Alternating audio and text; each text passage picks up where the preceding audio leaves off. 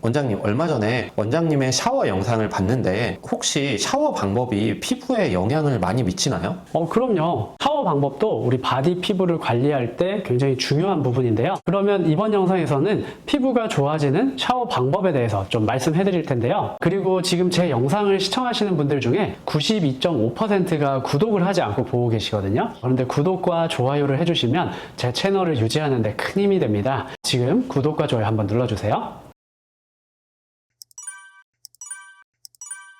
원장님, 뜨거운 물로 샤워하지 말라고 하셨는데 그럼 찬물로 샤워를 하는 게 피부에 좋을까요? 이게 뜨거운 물은 우리 피부에 확실히 안 좋고요. 찬물은 약간은 대답하기가 아직은 애매하지만 이거 관련해서 좀 말씀드려 볼게요. 미국 접촉 피부염 학회에서는 이제 손을 씻을 때 미지근한 물이나 찬물을 이용해서 씻어라 이렇게 권고를 하거든요. 예전에 우리 코로나 한창 유행했을 때 그때 병원에서 일하는 직원분들은 손을 굉장히 자주 씻었잖아요. 그러다 보니까 우리 연구하는 연구자들은 이것도 연구를 해야죠. 왜냐면 손을 자주 씻으면 이것 때문에 접촉 피부염, 건조 피부염 이런 여러 가지 손에 피부염들이 생기거든요.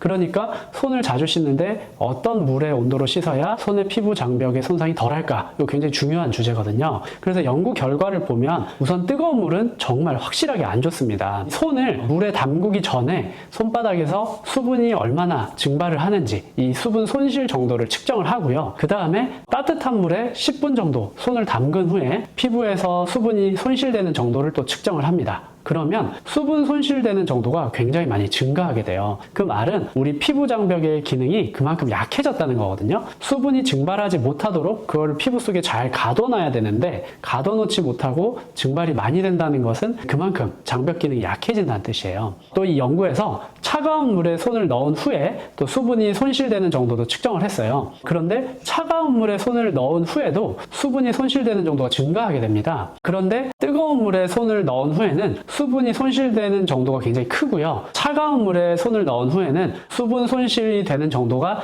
약간 증가를 했는데요. 그래서 여기서 알 수 있는 점은 뜨거운 물을 이용해서 씻는 게 굉장히 안 좋다는 겁니다. 그런데 이 연구에서 좀 아쉬운 점은 미지근한 물을 이용해서는 실험을 하질 않았어요. 이게 만약에 미지근한 물을 넣어서 실험을 했는데 차가운 물에서와 비슷한 정도로 수분 손실량이 증가를 하면 이거는 차가운 물이 안 좋은 게 아니라 그냥 물에 넣은 것 자체가 안 좋은 거겠죠? 근데 이게 비교를 할 수 없으니까 차가운 물에서 씻는 게 안 좋다라고 명확하게 결론 내리기는 좀 어렵지만 어쨌든 차가운 물에 넣은 후에 수분 손실도가 좀 증가하니까 될 수 있으면 차가운 물보다는 미지근한 물을 이용해서 씻는 게 좋지 않겠나 이렇게 생각이 되고요. 그리고 뜨거운 물은 절대 사용하지 마시기 바랍니다. 원장님, 그럼 반신욕이나 온천욕도 하면 피부에 안 좋은 건가요? 이게 반신욕이나 온천욕을 하면 하반신이 따뜻해지고 혈액순환이 촉진이 되면서 전신적으로 보면 좀 좋은 효과가 있을지도 모르겠어요. 그런데 피부만 생각을 하면 당연히 안 좋습니다. 아까 말씀드린 것처럼 따뜻한 물, 뜨거운 물에 노출이 되면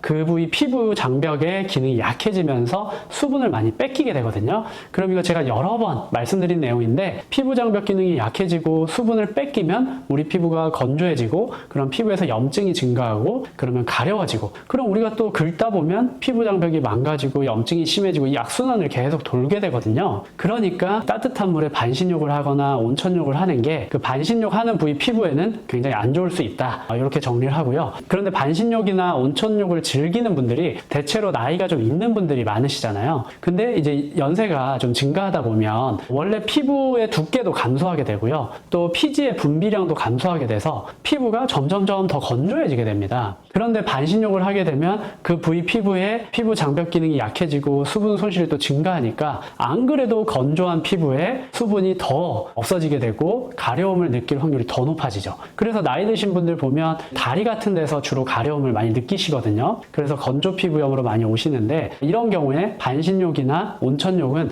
안 하시는 게 좋겠습니다. 원장님, 근데 저는 사우나를 못 끊겠는데 사우나도 안 좋은가요? 네, 당연히 사우나도 우리 피부에 안 좋습니다. 왜냐면 온도를 올리는 거잖아요. 그러면 우리 피부 장벽 기능이 약해지면서 수분 손실이 많아지거든요. 그리고 특히 사우나를 하시면 이제 전신 피부뿐만 아니라 우리 얼굴의 피부도 빨개지고 혈관이 확장되게 됩니다. 그러면 이제 홍조나 주사 피부염 같은 이런 문제가 있는 분들은 사우나를 하시면 이 홍조가 심해질 수가 있으니까요. 가급적 사우나는 안 하시는 게 좋습니다. 원장님, 그리고 샤워 순서와 관련해서 원장님이 머리, 몸, 얼굴 순으로 하는 게 좋다고 하셨는데 화장한 얼굴 샤워할 때 머리 감고 몸을 씻고 얼굴을 클렌징 하는 게 좋을까요? 아니면 얼굴을 클렌징하고 샤워를 하는 게 좋을까요? 네. 이거는 사실 상황에 따라서 또 고려할 점이 굉장히 많을 수도 있고 상황에 따라서 개인에 따라서 순서가 약간씩은 바뀔 수도 있는데요. 제가 주로 추천드리는 것은 우선 첫 번째는 머리를 먼저 감고 나중에 몸을 씻어라. 요거 한 가지가 있고요. 그 다음에 두 번째는 양치를 먼저 하고 세안을 나중에 해라. 요게 두 번째가 있고요. 그 다음에 세 번째는 얼굴을 가장 마지막에 씻어라. 이렇게 세 가지가 있습니다. 왜 그러냐면 먼저 첫 번째, 머리를 먼저 씻고 몸을 나중에 씻어라. 이것은 순서를 바꿔서 한다고 한번 생각을 해볼게요. 그럼 몸을 먼저 바디 샤워를 이용해서 거품을 내고 샤워를 해서 씻어낸 후에 그다음에 머리를 샴푸를 하고 거품을 씻어낸다. 이렇게 하면 우리 등이나 가슴에 있는 피부에서 어떤 일이 일어나냐면 먼저 등과 가슴에 있는 피부 장벽과 그 위에 있는 오염물질이 한번 씻겨서 이렇게 제거가 된 상태가 됩니다. 근데 그런 상태에 머리에서 내려온 머리의 오염물질들과 또 거품, 이 계면 활성제, 세제의 성분들이 가슴과 등 피부 위에 쌓이게 됩니다. 그렇게 되면 가슴과 등에서 여드름이나 혹은 피부 트러블들이 잘 생길 수 있는 이유가 될 수 있거든요. 그런데 제가 말씀드린 대로 머리를 먼저 감고 헹군 다음에 그 다음에 이제 몸을 씻게 되면 가슴이나 등 피부 위에 머리의 오염물질과 계면 활성제 성분이 묻어 있더라도 우리 바디 샤워를 하면서 가슴과 등의 피부에 그런 것들을 다 거품을 내고 물로 씻으면서 다 제거를 할 수 있기 때문에 그렇게 추천을 드립니다. 그리고 두 번째는 양치를 먼저 하고 세안을 나중에 해라. 이렇게 말씀드리는데 이것도 한번 순서를 바꿔서 생각을 해보면 세안을 먼저 하면 이제 얼굴에 있는 피부 장벽의 가장 바깥과 또 오염물질이 좀 제거가 된 상태가 됩니다. 그런 상태에서 양치를 하면서 이제 이 치약의 거품이 입 주변 피부에 좀 묻는 경우가 있죠. 그렇게 되면 좀 피부가 민감한 분들은 바로 느끼실 거예요. 입 주변 피부가 따갑다는 걸 느끼실 텐데 그렇게 되면 그 치약의 거품이 닿는 부분의 피부에 자극이 되고 손상이 될 수가 있습니다. 그래서 이게 주사 피부염이나 이제 민감한 피부가 있는 분들 중에 좀 입 주변에 이런 문제가 많이 생기는 경우가 있거든요. 그런데 이럴 때 이 양치하는 것만 좀 잘 바꿔도 이 문제가 좀 좋아지는 경우가 있어요. 근데 이제 제가 말씀드린 순서대로 한다고 하면 애초에 양치할 때 거품이 구강 밖으로 피부로 묻지 않도록 신경 써서 하는 것이 좋겠지만 그래도 얼굴 세안을 하기 전에 치약의 거품이 피부에 묻는다면 정상적인 얼굴 피부의 가장 바깥층 장벽과 또 오염물질들이 거품으로부터 약간은 보호를 해줄 수가 있거든요. 그렇기 때문에 가급적 양치를 먼저 하고 그 다음에 세안을 나중에 해라. 이렇게 추천을 드리고요. 그리고 마지막으로는 얼굴에 세안을 가장 마지막에 해라. 이렇게 또 추천을 드리는데 물론 이거는 사람에 따라 상황에 따라 좀 달라질 수 있습니다. 저 같은 경우는 얼굴 피부가 가장 중요하다고 생각을 하기 때문에 세안을 가장 마지막에 하는데요. 그 이유는 세안을 하고 나면 이제 얼굴 피부의 가장 바깥층의 각질층과 장벽이 약간은 제거가 되기 때문에 그때부터 피부에서 수분의 손실이 일어나게 됩니다. 그래서 민감한 분들은 세안하고 물기 닦고 또 보습제가 방 안에 있는 경우에는 화장실에서 나와서 그 보습제까지 가다가 피부가 건조해지고 당기는 증상을 느끼는 분들도 있어요. 그래서 저 같은 경우는 샤워하고 세안을 마지막에 하고 수건으로 물기를 톡톡 눌러서 물기를 흡수시킨 후에 바로 보습제를 바릅니다. 그렇게 해서 수분이 증발할 틈을 안 주는 거죠. 그래서 저는 세안을 이 샤워에서 가장 마지막 단계에 하는 것을 추천을 드립니다. 원장님, 그러면 얼굴에 오염물질들이 몸에 묻게 되지 않나요? 맞습니다. 그래서 저는 이제 몸에 묻은 세안 후에 거품이나 이런 것을 잘 씻어내려고 충분히 헹구는데요. 그런데 이것은 상황에 따라서 조금 달라질 수 있어요. 저는 이제 가슴 피부에 여드름이나 트러블이 없거든요. 그런데 이제 가슴 부위에 트러블이 잘 생기는 분들은 세안을 먼저 하고 그다음에 바디를 마지막에 하는 것이 좀 더 유리할 수도 있습니다. 이 경우에는 이제 세안을 마지막에 하고 세안의 거품이 가슴을 따라 흘러내리는 것을 피하려고 그렇게 하는 거죠. 근데 그렇게 했을 때 안 좋은 점은 세안을 먼저 하니까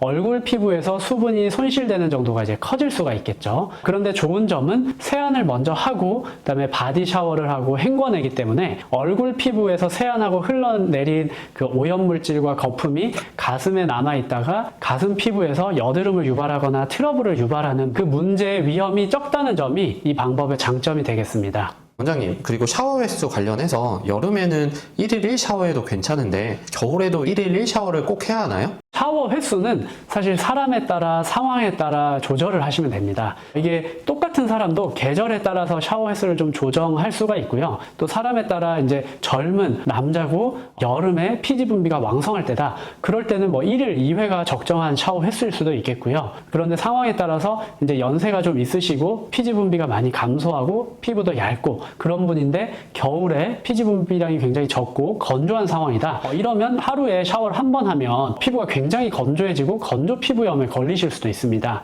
그래서 이런 경우는 샤워 횟수를 1일 1회보다 좀 줄이시는 것이 좋겠죠. 그래서 이 샤워 횟수는 사람에 따라서 상황에 따라서 좀 조절하는 것이 필요하다. 이제 이렇게 말씀을 드리고요. 저 같은 경우는 보통 하루 한 번 샤워를 합니다. 이제 제대로 샤워하는 것은 밤에 하루 한 번을 하고요. 아침에는 이제 머리를 감고 세안하면서 가볍게 좀 접히는 부위라거나 좀 제가 생각할 때 땀 분비가 있고 좀 냄새가 날 수 있는 위험이 있는 부위 위주로 약간 거품을 합니다. 그렇게 하고 헹궈내고요. 그런데 밤에는 이제 전신을 샤워를 제대로 하고요. 그래서 이 샤워 횟수는 나이에 따라서 또 계절에 따라서 피지 분비량에 따라서 적절하게 조절하시면 되겠습니다. 원장님, 얼굴은 피부가 몸보다 약하니까 약산성 세안제를 쓰고 몸은 피부가 두꺼우니까 비누를 써도 괜찮나요? 아니요, 그렇지는 않고 우리 몸의 피부도 당연히 약산성이 좋습니다. 이게 약산성이 좋냐 아니냐 이건 사실 논쟁의 여지가 없고 우리 정상 피부의 pH가 약간 약산성이기 때문에 세안제도 당연히 약산성을 쓰는 게 좋습니다. 알칼리 클렌저를 쓰게 되면 우리 바디의 피부도 pH가 올라가고 피부에 염증을 유발하거나 각질층에 이 피부 장벽의 기능을 떨어뜨리고 수분의 손실을 증가시키고 또 건조해지게 만들고 염증을 증가시키고 이럴 수가 있거든요. 그래서 당연히 바디 피부도 약산성 클렌저를 사용하는 게 좋습니다. 이번 영상에서는 많은 분들이 궁금해할 만한 샤워에 대한 내용을 말씀드려봤습니다. 또 들으시면서 궁금한 점이 있는 분들은 댓글에 남겨주시면 다음에 영상을 제작할 때 그 궁금증을 참고해서 한번 제작해보도록 하겠습니다. 지금까지 당신의 피부에 광이 나는 그날까지 피부과 전문의 닥터 피부광이었습니다. 이번 영상이 도움이 되신다면 구독, 좋아요, 알림 설정 부탁드립니다.